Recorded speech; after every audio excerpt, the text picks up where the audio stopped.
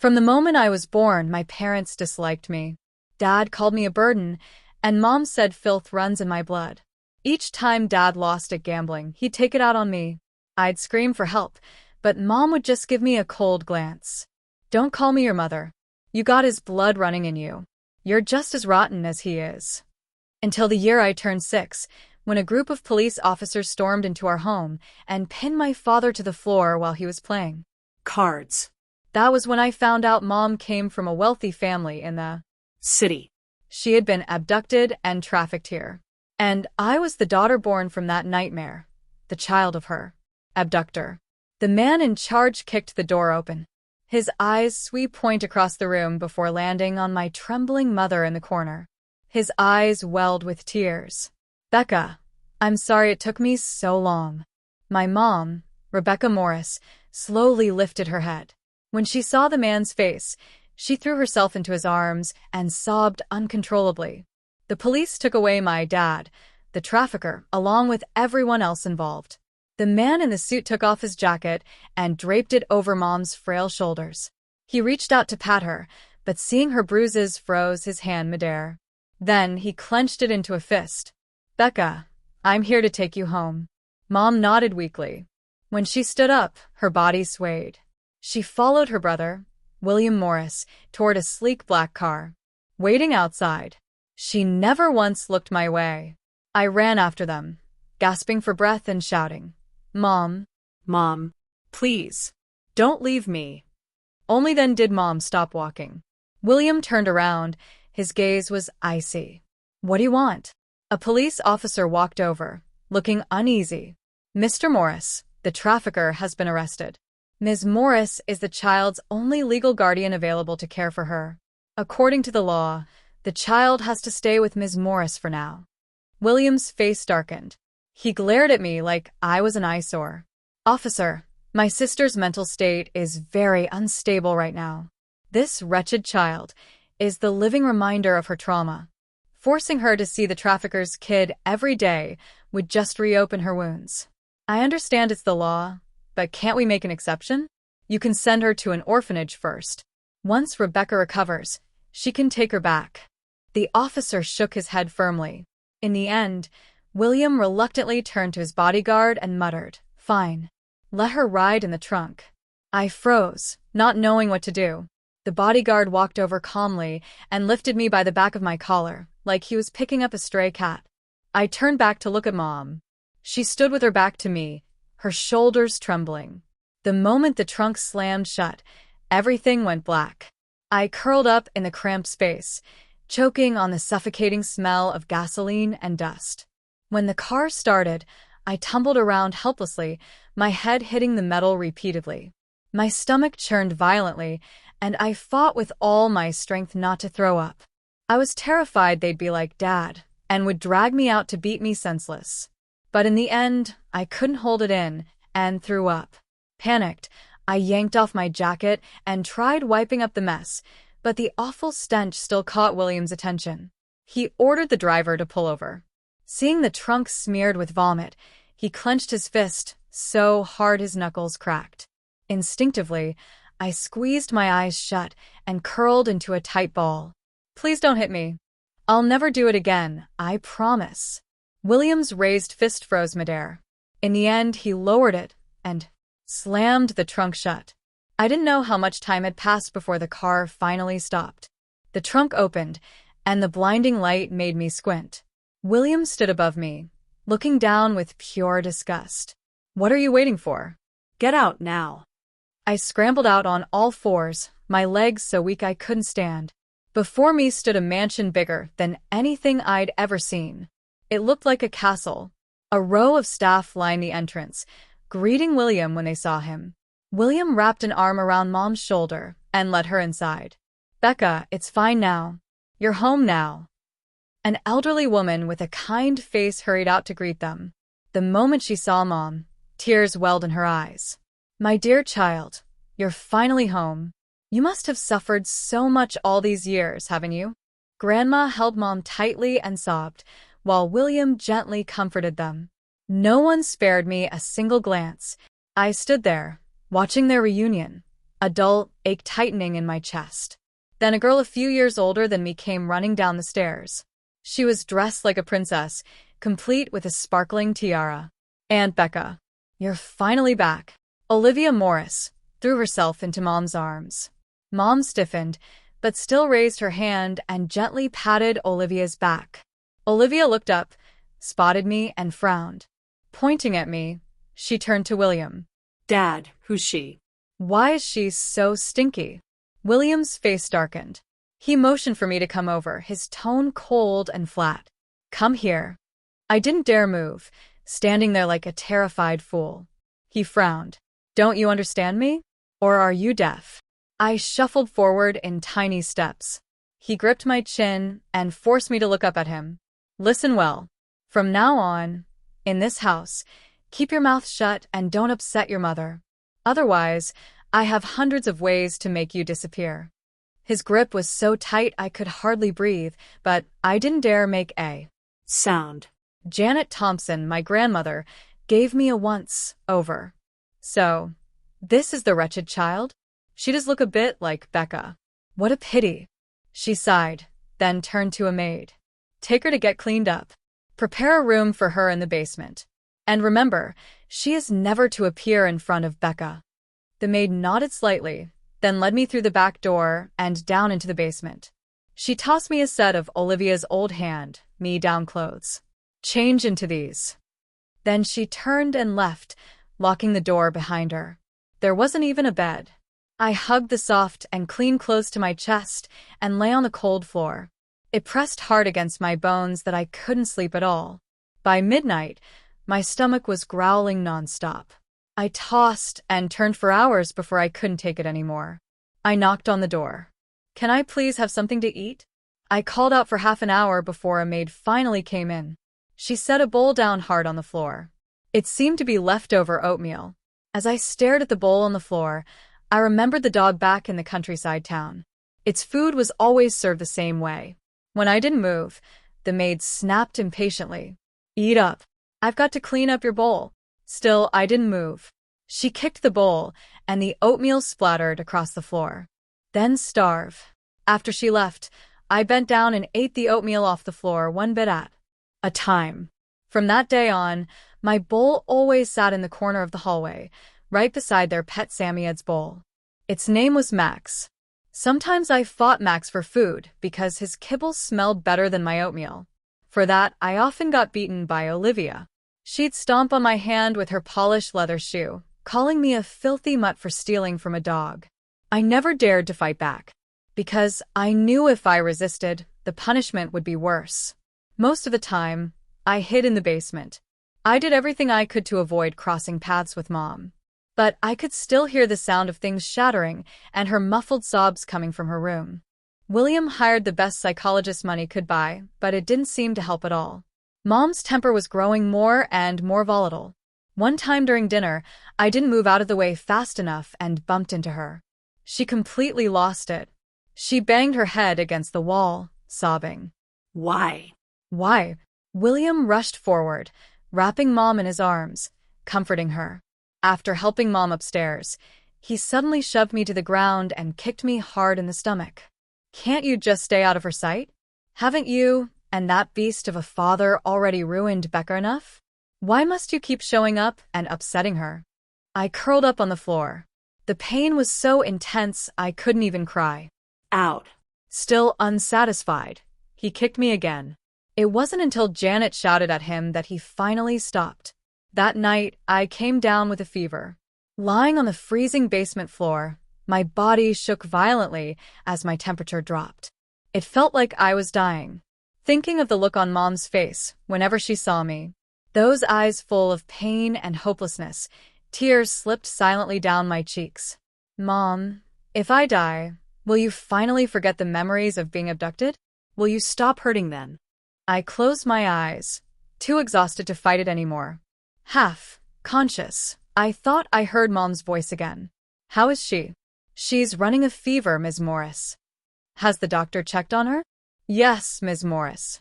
He said it's because of the cold weather and malnutrition. Mom went silent for a long while. I tried to open my eyes to see her, but my eyelids were too heavy. Give her some medicine. A faint spark of hope flickered in my chest. Maybe Mom still cared, even just a little. The maid brought the medicine and watched me swallow it. The next day, my fever broke. The oatmeal the maid brought me had raisins in it. I was reluctant to eat the raisins and kept them in my pocket. I wanted to give them to Mom when she came down here. The townspeople always said raisins were good for your health. I waited and waited, but she never came. That afternoon, Olivia had her friends over. 1,288 vouchers. She dragged me upstairs and showed me off like a freak. Look, this is the wretch I told you about. The one my aunt gave birth to after she was taken by bad men. She fights with the dog for food every day. Her friends burst out laughing. Ollie, you even keep pets like this at home? Can she do tricks?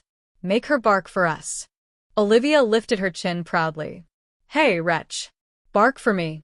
If you do well, I'll reward you with a piece of cake. I kept my head down and said nothing. Olivia was embarrassed and kicked me hard. How dare you ignore me? She snatched a rose from a vase and raked it across my face. Will you bark or not? I'll beat you to a pulp. My cheek stung, burning hot. Something wet and warm trickled down my cheek. When I wiped it, my hand was smeared with blood. I bit my lip, still refusing to make a sound. Olivia was livid and grabbed my hair, slamming my head against the floor. I told you to bark. Are you deaf? The raisins in my pocket fell out and Olivia crushed them under her. Shoo. Those raisins were given by Mom, and I'd saved just for her. A burst of strength rose up from deep inside me. I shoved Olivia away and dropped to my knees, trying to gather the mess, but there was nothing left to hold. Olivia screamed. How dare you? How dare you push me? She was furious and kicked me repeatedly. Her friends joined in, kicking and stomping on me as I curled up on the ground. I could only cover my head with my arms, every bone in my body, aching in pain. Just when I thought I was going to die, a cold, steady voice cut through the air. Stop. Mom stood at the top of the staircase, her face unreadable as she looked down at us. Olivia rushed to Mom's side, tears brimming in her eyes as she tattled. On me. Aunt Becca. She pushed me. She tried to hit me too. Mom's gaze fell on me and lingered there. There was something in her eyes I couldn't quite understand. In the end, she said calmly, Don't hit her again. I don't want her dying. In this house. Then, without another glance, she turned and went upstairs. At that moment, the last flicker of hope in my heart went out. It turned out Mom didn't care about me at all. She just didn't want me dying here and causing her more trouble. After that day, I became even quieter. I stopped fighting Max for food and stopped wishing to see Mom again. Sometimes I just stared blankly into the mirror. Janet said I looked like Mom, but I couldn't see the resemblance at all. Mom was beautiful, like a fairy. I was short and thin, like a weed sprouting from the dirt, especially these eyes of mine. The townspeople used to say my eyes looked like my father's. They were sharp and piercing, with a glint that made people look away first. Maybe it was these very eyes that made Mom hate me so much. That night, on my way to the bathroom, I passed William's study and heard him talking with Janet. Mom, Becca is still not doing well. The doctor says it's PTSD. That wretched child is her trigger. Every time she sees that child, those memories haunt her. Mom, we need to send her away. Send her where? She's still Becca's daughter. People will talk. Then let's send her to an overseas boarding school. As the saying goes, out of sight, out of mind. When she's older, we'll give her some money and let her fend for herself. After a long silence, I heard Janet sigh heavily. There's no other way. I was terrified. They were going to send me to an unknown place. But I didn't want to. Go. Even if this house was like hell to me, Mom was still here. I ran to Mom's room and fell to my knees outside her room. Mom, please don't send me away. I'll be good, I promise. I'll stay out of sight. I won't bother you anymore. I don't know how long I knelt there, but my legs had gone numb. Finally, the door opened. Mom stood in the doorway, her eyes clouded with something I couldn't name. "Mom, I don't want to go," I cried, begging her. "Please don't send me away. I'll listen to you. I'll do whatever you say. Please, just let me stay." Mom looked at me, the corners of her lips curling into a bitter smile. "Let you stay? For what? So you can remind me every day how I was ruined by that bastard? Irene Gibson, you and that man are stains that I can never wash away. Every time I see you, I remember the way he pinned me down." And just like that, my heart sank. So Mom didn't just not love me, she hated me. She hated that I even existed. She stood up, picked up the phone, and dialed a number. "Hello, is this St. Andrew's Daycare? I have a child here. Please come pick her up tomorrow." She hung up, shut the door, and never looked back. The next day, a black car pulled up in front of the house. 2 women stepped out, and the butler led them straight to me. I didn't resist, nor did I airy. I just quietly followed them. When we reached the door, I turned back. The curtains on the second floor stirred, and a thin, familiar silhouette flickered past. I knew it was Mom. The car pulled away. I watched the mansion shrink in the distance, my heart hollow and weightless. This was for the best. Leaving her would free us from our past. But instead of heading to the airport, the car took me somewhere else. It was a grand estate built halfway up a hill, even grander than the Morris's residence. An elderly man with bright, steady eyes stood at the door, as if he'd been waiting for a long time. When he saw me step out, he came toward me quickly. The 2 women greeted him respectfully. "Mr. Ashford, we've brought the child." The man nodded, crouched down, and looked at me. His gaze was gentle. It was so different from everyone back in the Morris family. "Child, what's your name?" I opened my mouth to speak, but no sound came out. He didn't mind. He just sighed softly and reached out to pat my head. "Don't be afraid. From now on, this will be your home. I'm your grandpa." My grandpa? I froze on the spot. I wondered if it was a dream. Wasn't I the daughter of that human trafficker from a countryside town? It was impossible for me to have anything to do with the wealthy family. My grandpa, Galen Ashford, seemed to sense my confusion. He gently picked me up and carried me inside. "I know you must have a lot of questions. Don't worry. We can take our time." Once inside, I noticed a huge vintage portrait hanging on the wall. The man in the picture was handsome, and his eyes looked exactly like mine, sharp and piercing, with a glint that made people look away first. "His name is Raymond Ashford. He's my son and your biological father." Galen pointed at the photo, his voice thick with emotion. My mind went blank. This man was my biological father? But my dad was the one who abducted my mom. "I know. Your mother told you that you were that monster's child. But that was a lie, both to you and to herself." He sat me on the sofa and handed me a cup of warm milk. "Your mother, Rebecca, and your father, Raymond, truly loved each other once. But the Morris and Ashford families had been enemies for the longest time. Their families would never allow their marriage. Your father gave up everything he had in the Ashford family just to be with her. But the Morris family still refused, and in the end, they pushed him into a corner he couldn't escape from." Galen started to tear up. "After your father passed, your mother was heartbroken. She left the Morris family. But she was just a defenseless young woman. She didn't get far before human traffickers found her. You probably already know what happened next. She was abducted and imprisoned. In that living hell, she gave birth To you. She hated the man who destroyed her life and turned that hatred on you. Because your eyes looked too much like your father's. She couldn't bear to look at you. She couldn't admit that you were her child with Raymond. Every glance reminded her of the man she lost and the pain she couldn't escape. So she chose to make her and everyone else believe that you were nothing but a wretched child. It was overwhelming. My mind went blank. I just stared blankly at the man in the picture. So, I wasn't the child of that abductor. I was the child born of my parents' love. Tears streamed down my face before I realized it. All the hurt, fear, and despair I'd buried these past days came crashing down at once. I cried until my chest ached. Galen didn't stop me. He just held me close, gently patting my back. Let it out, child. Cry as much as you need. From now on, as long as I'm here, no one will ever hurt you again. In the end, I stayed with Galen. Here, there were no scornful glares, no one to set my plate on the floor like I was an animal, and no one to hit me at any moment. Galen treated me like a princess, something I had a hard time getting used to. He cooked for me himself, told me bedtime stories, and even took me stargazing. He bought me so many new clothes, each one prettier than Olivia's fancy princess dresses. He even hired the best teachers to teach me reading, writing, and playing the piano. I soon discovered I had a natural talent for music. It only took me one glance to memorize complicated scores.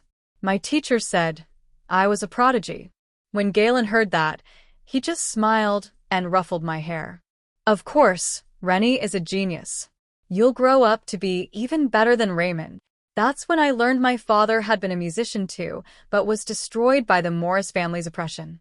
I threw myself into the piano, pouring every emotion I had into the keys. Galen never stopped me. He'd simply hand me a warm cup of milk when I finished practicing. Sensing the sorrow I still carried inside me, Galen looked into my eyes and said softly, "Rennie, what's gone is gone. You must learn to make peace with the past. Letting go isn't just forgiving others. It's about freeing yourself." I nodded, not fully understanding. My days passed happily in quiet peace. I slowly learned to smile again. I grew taller and was no longer underweight. I was still thin, but my eyes now held a spark. I thought life would stay that way forever. That was until the Morris family showed up. That day, I was practicing in the garden when a familiar black sedan stopped at the gate. William stepped out, Mom trailing behind him. I hadn't seen her in months. She was so thin, her face pale, like she'd been terribly ill. When she saw me, she staggered slightly, eyes clouded with guilt, regret, and something like longing. William's face darkened. He clearly hadn't expected the girl he'd once tossed away like trash to be standing here as the Ashford family's heiress. "Rennie." Mom's voice trembled. I ignored her, my fingers pounding out every note. "Sir, we're here to take Rennie home," William said to Grandpa, who had come out after hearing the commotion. Galen let out a cold laugh. "Take her home? William, have you already forgotten what you did to her back then? Now you remember she's part of your family? It's too late now." William's face turned pale. "That was a misunderstanding. We didn't know she was Raymond's child." "Didn't know?" Galen slammed his walking cane against the ground. "You were well aware, but chose to pretend you didn't. If I hadn't kept the ultrasound of Becca's pregnancy and Raymond's journal, were you planning to let this child carry the title of being a wretch for life?" Mom's face drained of color. She clutched her chest, barely staying on her feet. "Sir, please let me speak to Rennie." She turned to Galen, voice trembling with desperation. Galen looked at me, silently asking what I wanted to do. I stood up, my gaze cold as I looked at Mom. "Rennie, I was wrong." She came toward me, tears streaming down her face. "I shouldn't have treated you that way. I was awful. Please, can you forgive me? Please forgive me, okay? Come home with me." "Home? Which home are you talking about? Are you talking about the one where I slept in the basement, ate dog food, and got beaten by my cousin whenever she pleased?" I stared at her, and tears slipped down my face before I could stop. "When that man beat me back then, you stayed silent. When William shoved me into the trunk, you said nothing. When Olivia treated me like a dog and hit me, you still said nothing. And now you want me to go home with you? Why should I go home with you? Did you ever love me?" My voice wasn't loud, but it silenced everyone around us. Mom's face drained of color. Her lips parted, but no sound came out. Was she expecting me to agree easily? As if I'd do that. I don't have a mother. I turned away and walked inside without looking back. I could hear her heart, wrenching cries behind me. After that, no one from the Morris family came again. But I knew they hadn't given up. William started attacking the Ashford group from every angle. Galen, who was already aging, grew more and more weary from fending off his schemes. I knew they wanted to break me and force me into submission. That night, Galen called me into his study.